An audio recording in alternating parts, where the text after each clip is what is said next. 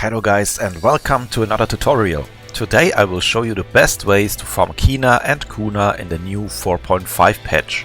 Especially if you are new to AION Classic or if you struggle accumulating wealth, this tutorial will help you to achieve a faster progress in outmaxing your character.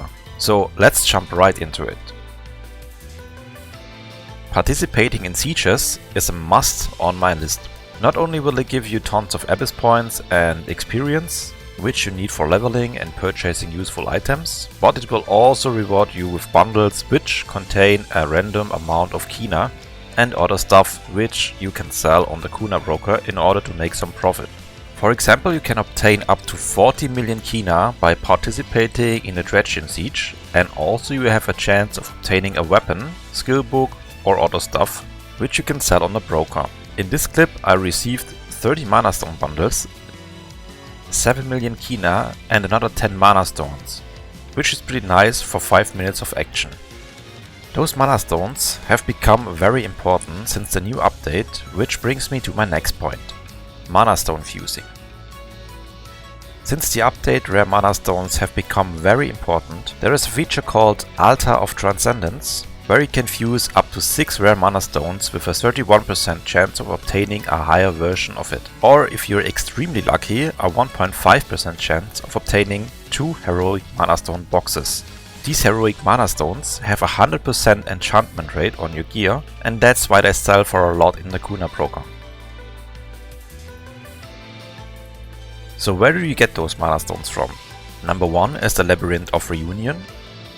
For each run, the instance rewards you with 4 to 5 mana stone bundles, and you can do it 7 times a week, which sums up to 28 to 35 in total that you can obtain. Number 2 is Feistos Disc and Wall of Lament. Both instances will give every player 1 mana stone, and you can visit them 4 times a week each. So in total 8 mana stones per week. Number 4 is the Fortress of Determination. Each run will give you 3 choosable mana stones and 1 random mana stone bundle. The entry is capped to 7 times per week and will leave you with 28 mana stones in total.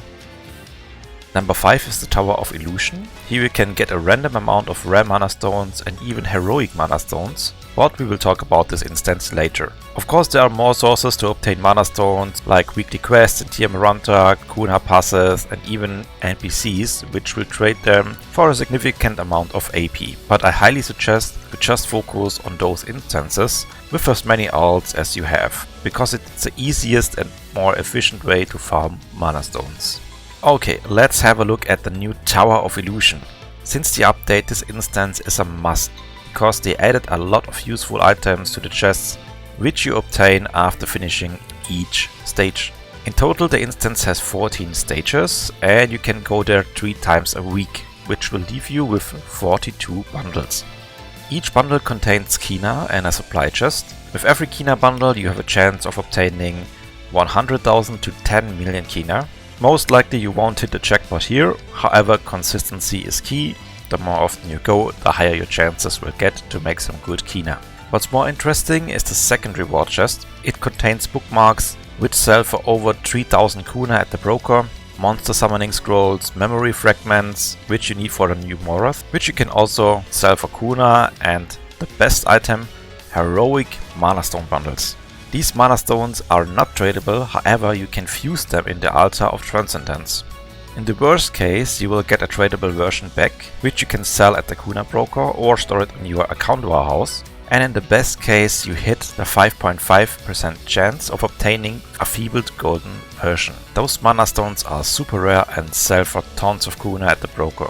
So I highly recommend you to create an old army and visit this dungeon with as many characters as you can 3 times a week. The second best way to make Quna is taking part in the arena battles starting between Thursday and Sunday from 18 to 0 PM. After participating in the arena of Discipline or Chaos, you will be rewarded with Crucible medals, which you can later on trade in for useful items at this NPC. The best item to buy is obviously this chest. It contains randomly 1 to 3 pages of a rare skill. Those skills are in most cases overpowered and some classes need them badly.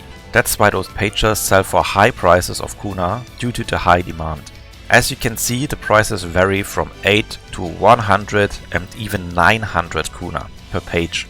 That's an easy way to make money, and you don't even need to be active, because even if you lose, you will get medals as a reward, and the difference between a win and a lose is not much. For example, a lose in the arena of discipline will get you 434 medals, and a win is 665. And for the arena of chaos, it's 407 for the last place and 718 for the first place.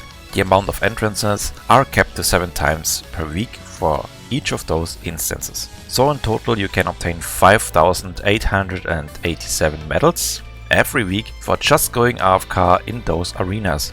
And that will give you enough medals to purchase 2 bundles. I highly recommend you to do it with all your alls, simply because it's not much effort.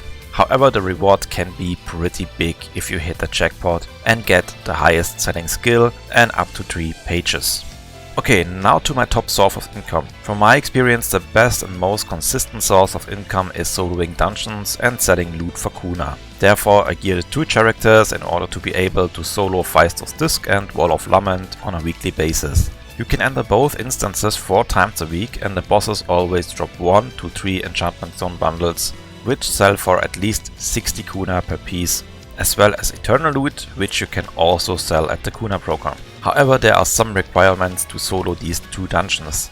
First and for all, I recommend you to build a magic suppression set. Both bosses have mechanics that can one-shot you, but if you reach more than 1000 magic suppression, those one-hit skills somehow only deal 1 damage. With the new update, it has become very easy to craft the PvP armor, so therefore building a decent magic suppression set is not as hard as it used to be. Just make sure you reach more than 1000 magic suppression and you're good to go. I do this weekly with 2 characters. Besides my Spirit Master, I also gear a Cleric, because this class has a super high damage output and it's also super easy to play. Keep in mind that Wall of Lament has a timer. Once you made it to 50%, Samael will spawn 4 adds and then the timer starts.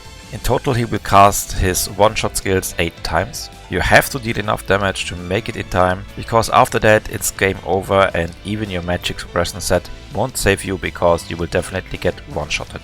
Therefore I recommend you to choose a class with a high DPS output, like Cleric. There is one more dungeon to mention. Dokaibi's Cosmos is also a dungeon which you can easily solo, at least some of the bosses. I did a tutorial on that as well, so you might wanna check this out later. The bosses in Dokaibi drop gear parts and PvP accessories, which still sell for a decent amount of Quna at the broker. It's not as efficient as Feistos and Wall of Lament, because the drop in this dungeon isn't guaranteed and highly RNG. Therefore I would only suggest you to do it if you are highly bored or you don't have anything left to do. Okay guys, that's it for the tutorial. For the end I wanted to show you how much Quna I made within the first week of the release of the 4.5 update. As you can see, what I just showed you is based on facts and my own experience, so it will work for you as well. Of course there are more ways to obtain Quna and Kinah, for example daily quests or the 10 million Kinah bundle, which you can purchase for 1 million Abyss points in your main city.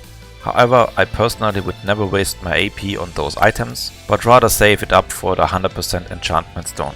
My recommendation is to search for a static, with whom you do your weekly instances with. The most lucrative dungeon at the moment is the Fortress of Determination, simply because you drop lots of enchantment and mana stones, as well as the best PvE accessories, which sell for tons of Quna at the broker.